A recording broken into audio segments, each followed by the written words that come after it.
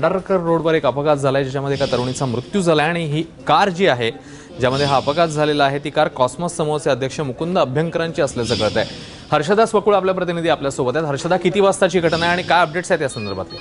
अश्विन, हा सगळा अपघात दुपारी 2:30 ते 3च्या सुमारास झाल्याचं असं पोलिसांचं म्हणणं आहे।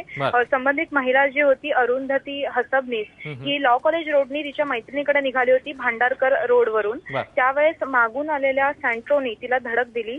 तिने हेल्मेट घातलेलं असूनही ती धडक जोरात असल्यामुळे ती त्या क्षणी जागेवर पडली आणि डोक्याला मार बसला आहे। त्यानंतर तिकडे उभ्या असलेल्या एका तरुणानं तिला तातडीनं जवळच्या हॉस्पिटलमध्ये नेलं, परंतु तिथे गेल्यानंतर मात्र तिचा मृत्यू झाला।